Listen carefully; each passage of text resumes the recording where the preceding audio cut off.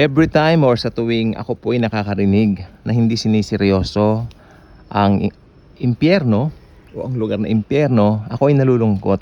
Because some people, kaya po ako biglang nag-vlog, some people are doing it for fun. Like for example, they're saying a lot of things about hell and they're doing it for fun. Parang hindi nila siniseryoso yung katotohanan na talagang meron pong lugar na ganon. In fact, tuwing Halloween makikita po ninyo, nagko-costume sila ng parang demonyo, mga ganyan.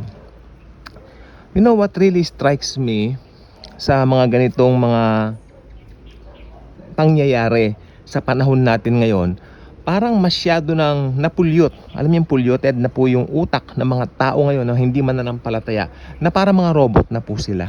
Even when you share the good news of the Lord Jesus Christ, deadma. We tried before to explain the importance of the Lord Jesus Christ to one person. Talagang walang I can call it walang interest.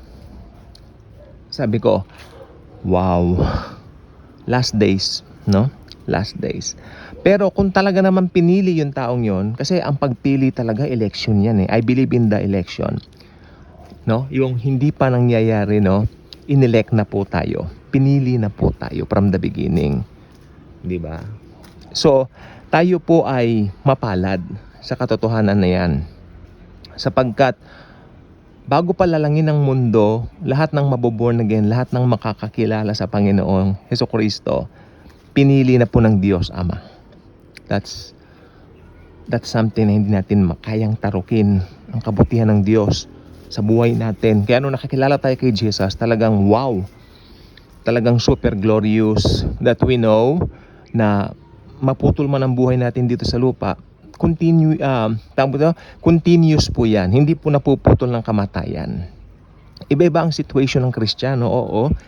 Meron pong mga Kristiyanong okay, merong Kristiyanong ganito, may Kristiyanong ganyan, may Kristiyanong ganon, pero lahat tayo nagmamahalan bilang magkakapatid kay Kristo Jesus.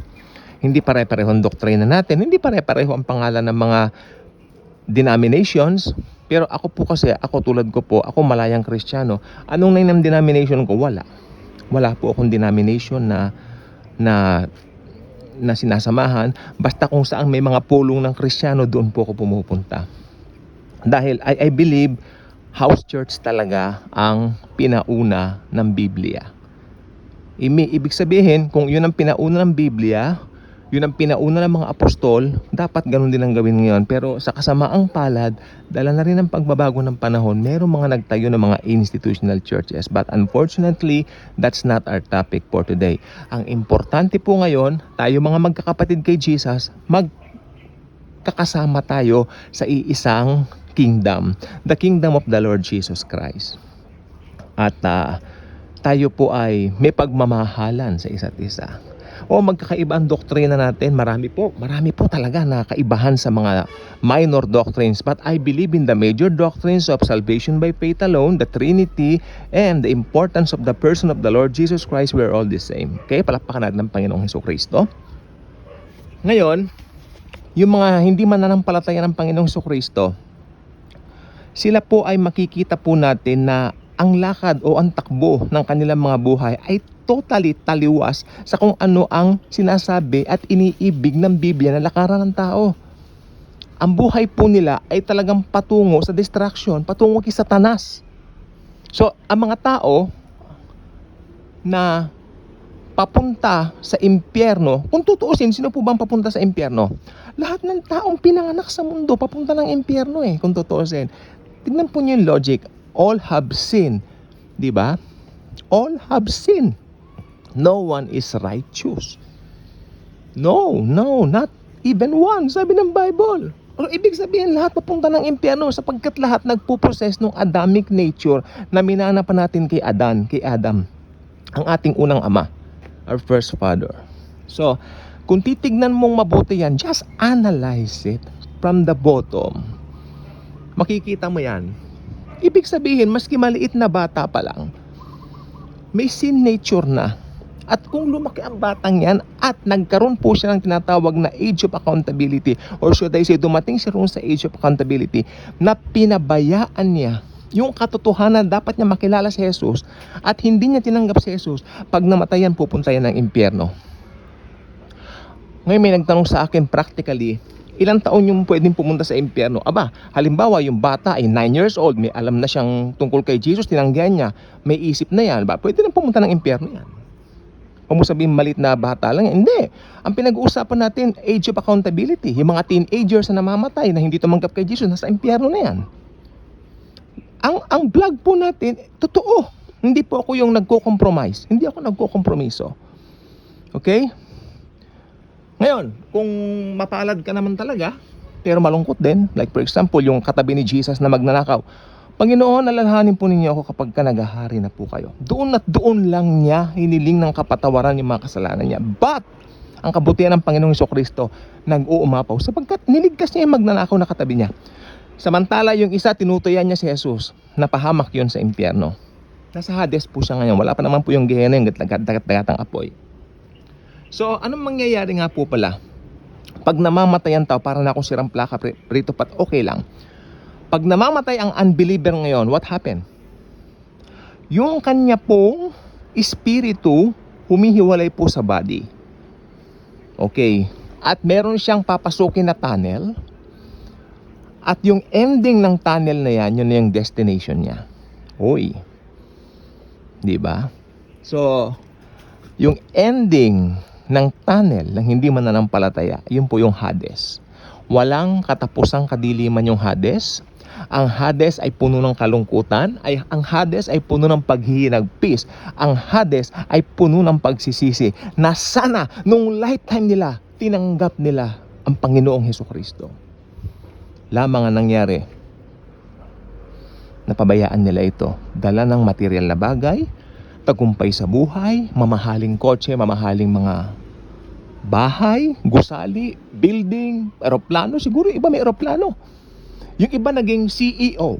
Yan. Yung iba naman ay naging tanyag na mga tao o mga famous.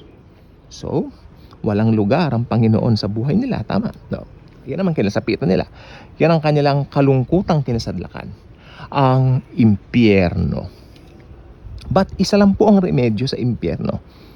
Ang Panginoong Hesukristo. Ngayon, anong ginagawa nila sa Hades? Ang ginagawa po nila sa Hades ngayon ay sabi ko nga po, puno ng kahinagpisan sa kanilang kinasapitan dahil tinanggihan nila ang nag-iisang tagapagligtas, ang God of Gods na si Lord Jesus Christ. Ngayon, pagkatapos nila sa Hades, meron bang susunod na hakbang? Abay, oo. Oo. Diba? Nakaprograma yan. Pag sinabi natin God's program, it's not the same program as we did. Kung meron tayong mga program o activities sa school, sa mga churches, no, it's not like that. Far from that. Ang program ng Diyos ay nakasulat sa isang aklat na kung tawagin ay Biblia, the Bible. That's why, if you don't read it, you will miss the mark surely. You will go to hell. You will end in hell. End up in hell. Kaya sabi ko po, may programa po diyan.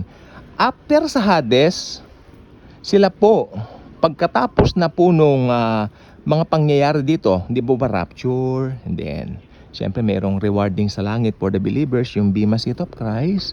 Then, dito sa mundo, ito po yung Great Tribulation. Then, matatapos po lahat ng yan. But, darating po yung time na lahat ng patay na hindi mananampalataya ng Panginoong Hesukristo, sila rin po ay bubuhayin, bibigyan ng laman, bibigyan ng mga buto, bibigyan ng kung ano-ano. Na parang ganito po na buhay. No? At sila po ay haharap, sa white throne judgment. Ito po yung hukuman ng Panginoong Hesukristo para sa hindi mananampalataya. Si Jesus po yung nakaupo doon sa white throne.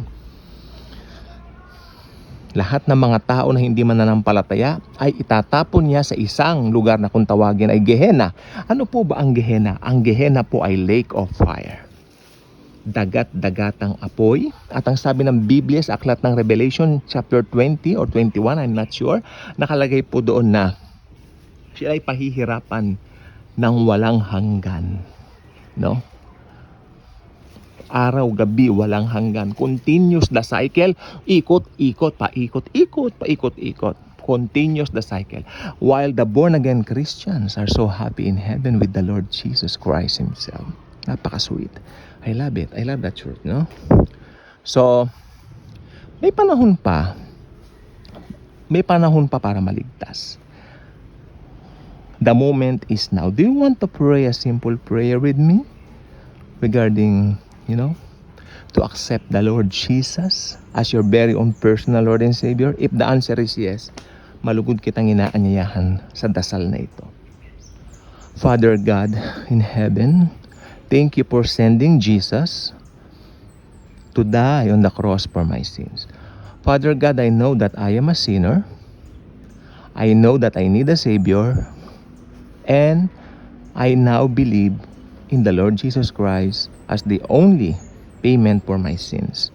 Lord Jesus, come into my heart, come into my life right now.